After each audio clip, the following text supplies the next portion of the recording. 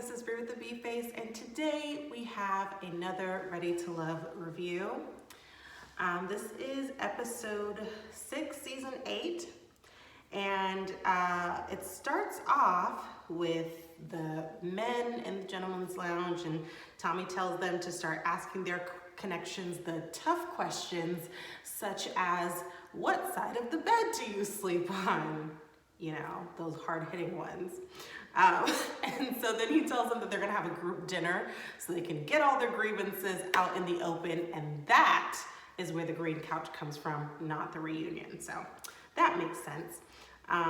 So then we see a group date with Blake, Lyndon, Anthony, Cynthia, Mercedes, and Sue-Ann. And they looked like they were having a lot of fun. It was like this adult obstacle course, and they had like water guns, and it just looked like, you know, you get to be a kid for a minute, and I thought that looked like a lot of fun. It looked like a fun date to have with someone. So Mercedes and Anthony get to talking. Mercedes' confessional look I loved, where it was like straight hair, like a straight bob, and then she had red eyeshadow. I just thought she looked very pretty there. And so she was talking to Anthony about, she was like, I like you, but she said, you know, I'm a little nervous about what you need out of a partner, and I may need a learning curve, whereas someone might come in prepared, you know? And I thought that was a very vulnerable thing to say, and I liked how he handled it and was like, you know, don't sell yourself short. Like, don't disqualify yourself before you even start. I mean, we'll learn together. This is like a joint thing. It's not you by yourself. So I did appreciate that conversation. It definitely seemed like a real conversation you would have with a potential partner or potential love interest. But then Lyndon and Sue-Ann get to having a conversation, and you could just tell there's like really no energy there. Like Lyndon, he's just like, clearly we're probably not, you know, a match. And then he starts trying to shoot his shot with Mercedes, and he's like, do you like me? And she's like, I mean, you cool or whatever. So she was like, I like you as a friend. And he is just like, well, you know, better to know it now, I guess. So there's that. I was curious watching this episode. I was like, I wonder if Lyndon is used to not being the hottest commodity, or like not being the one girls want in a room, because he's a very attractive guy. But it just seems like this group of ladies is really not on him like that. And it just makes me wonder, like, do you need a younger girl? Is that what it is? I mean, do you need someone who's, I don't know if he's immature. I just don't know if, like, the type of lifestyle he leads, all of that, if that is something that these women 30 and up are looking for anymore. So that's why I'm wondering if he just needs a younger girl who's cool with that. Who knows? But Lyndon's a very attractive guy. He seems like he knows how to have a conversation. The accent doesn't hurt. You know, all of that. Like, he seems like a cool guy, but he's just really not on here. Sue-Ann and Blake get to having a little conversation. They get to having a little kissy face time. And it's so very interesting to watch this interaction play out, because clearly he knows how to be fun and flirty and playful when he wants to be, with who he wants to be. And like, that interaction between them was cute. And if they were both less annoying, like, you would root for them, because it's like, that's cute. You guys clearly like each other and all of that stuff. But it's just, yeah, I don't know. Like, he was being so adorable with Sue-Ann. Like, that part seemed a little more genuine than he has seemed prior to. But this one where he was like, oh, you kind of cute, you got a man. Like, all that, like, those are cute things. When he picked her up, it was like, open, sit, ta-da. Like, those are cute things. And it's just, you know, clearly you have it in you. Clearly you do. It's just all the other things that kind of overtake that. But that was, that whole scene, I was like, see, if you started here, you'd be a lot more likable. Both of you, honestly. Sue-Ann seems very smitten with him. Like, she's just smiling. She couldn't wait to go sit on this man's lap and all of that stuff. Listen, get it, girl. Jeffrey and Blue went on a solo date. Their date was really cute. Blue is very quiet, but he doesn't seem shy. He just seems like calm. Like, he's not, I feel like a lot of these shows you get the very extroverted personalities that are in your face, like Mark Anthony. And I'm not saying it's a bad thing, it's just, it doesn't always look the same. And so Blue is just a nice difference than all the other guys who are very up here, you know? And I did appreciate, Jeffrey said, you know, I would like to see you be a little more assertive with me, like come and get me type of thing. And he was like, I can do that. Like, I will listen. I will take that note.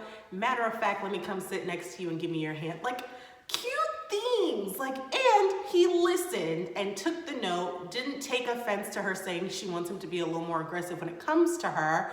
And, you know, I just think that's a cute, like, grown type situation. So I think that's cute. And I think they both have kids. She was talking about his boy. I think it's a boy. So I think that would be a good match. So Lyndon and Morgan go on a date. I didn't really catch a lot from this date. It seemed kind of uninteresting. However, what I did notice is that they did a little comparison game, which I think can be really dangerous, especially because you're doing this on camera and people will see, and the person you are dating is probably gonna see afterward, and that may not make them feel very happy. Especially because Morgan was like, you know, Lyndon's so easy to talk to, especially in comparison to my other connections. And he's like, Tony? Yes, Tony.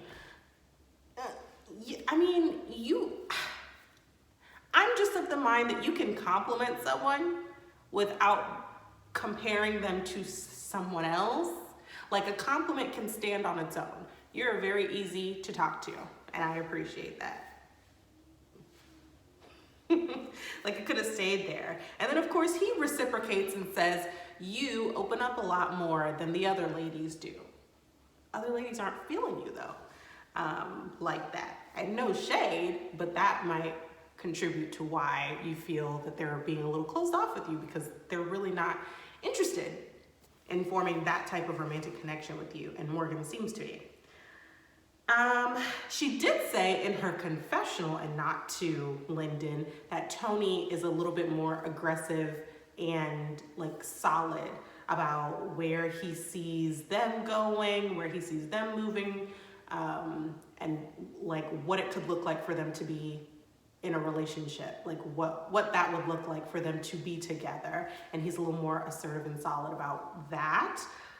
Or vocal about that, but she didn't say that to Lyndon. She said that in her confessional. So, I mean, hey, maybe that's just an inkling. She's leaning more toward Tony than she is to Lyndon, but she gotta give Lyndon something, and she sure did that. Tony and Marcia go on a date.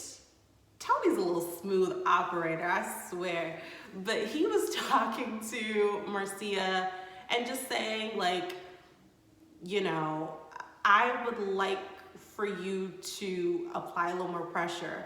And where he did get a little comparison, but I would give it a pass, is that he said, you know, I do have 2 strong connections here. However, Morgan is being a little more assertive with me, and I would just like to see that from you too. Because men, like, I know you want to be pursued, and I will, but men also want to feel wanted too. And so, like, you know, that's kind of where I am with you. And she kind of took that feedback, and also what I did like about him, because she said, I need to feel safe first and all of that. And he said, okay, well, what makes you feel safe? And she listed off things he was doing, and he was like, okay, well, I was asking you so that I can try and provide that, feeling for you, so you do feel safe enough to do that. So if we're already there, then cool. But I did like their conversation. That's why I gave it a pass though, because it wasn't, you're better than Morgan this way. Morgan's better than you at this. He was just like, the difference in our connections is that Morgan is applying more pressure, and I would like to see that from you.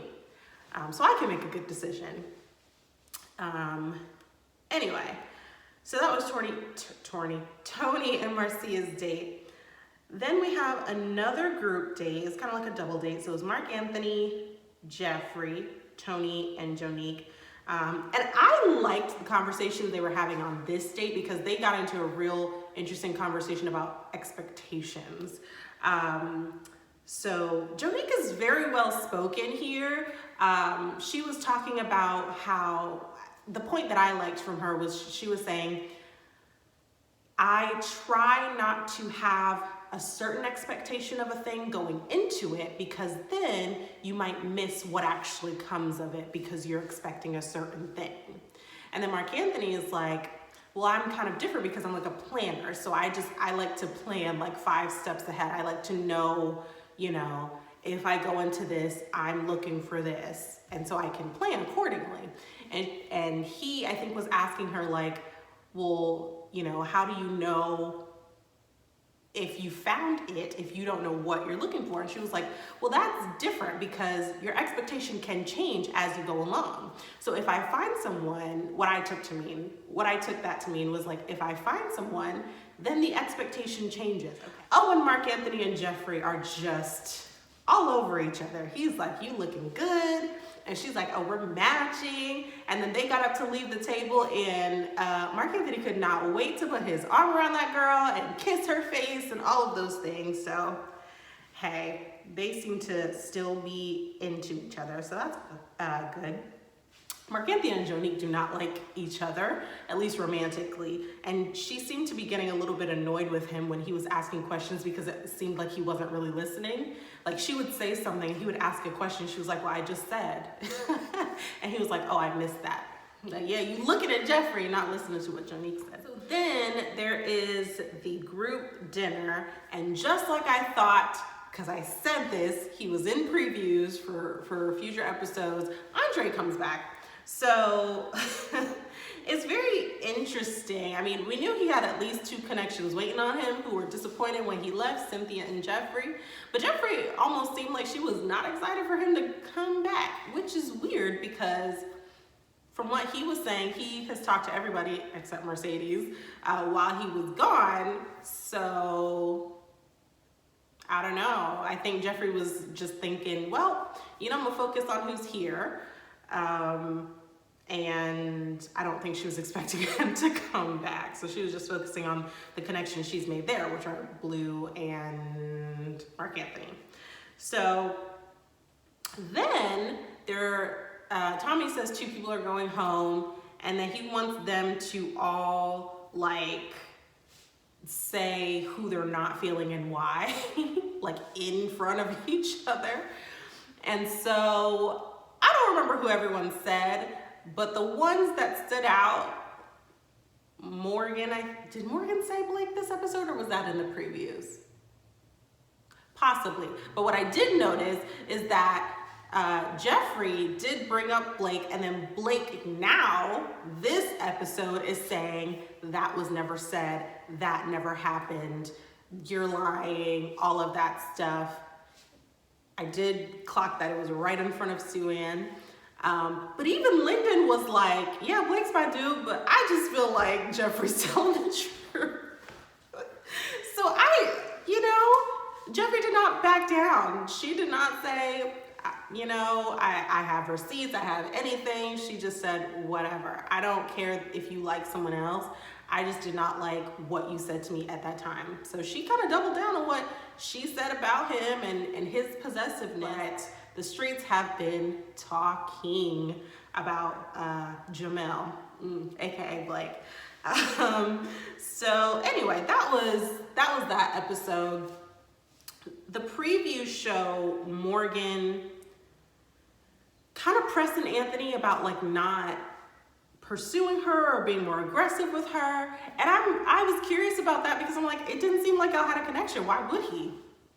You know, like it is also possible for him to just not be interested in you.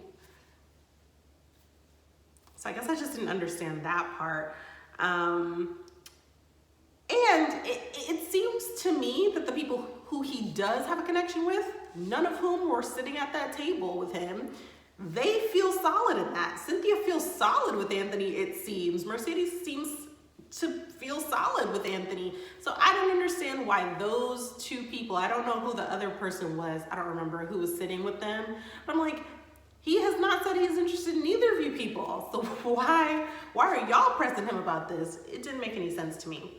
And then Andre is asking Mercedes why she didn't reach out to him and check on him while he was out with the Rona. And she was like, I mean, out of sight, out of mind. I really don't understand why I would have. And even on the couch, she was like, if that was an expectation that you had of me, then okay, well then sure, I missed the mark. But at the same time, like that wasn't something I intended to do. Is reach out once you're gone. And I don't feel like she's wrong. I think if you're really invested in this process and people go away out of the process, like I said, it's not like these people died. But if you didn't have a connection with him to begin with, then why would you go out of your way to reach out to someone who is no longer in this process, this journey that you're trying to be fully invested in? I guess I just don't understand why he's so upset with her about that. I mean, focus on the people who you like, you know? And also, no one said you have to be friends outside of this.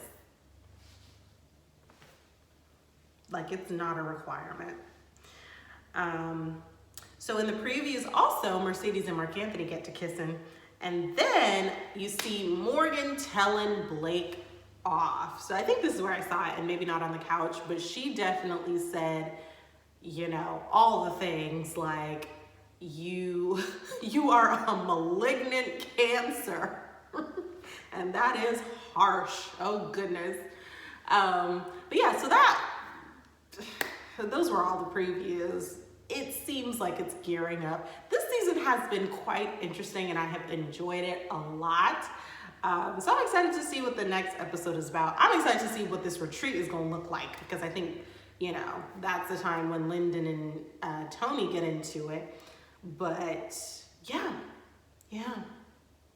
That's it for this review. Thank you guys for watching and I'll see you in the next one. Bye.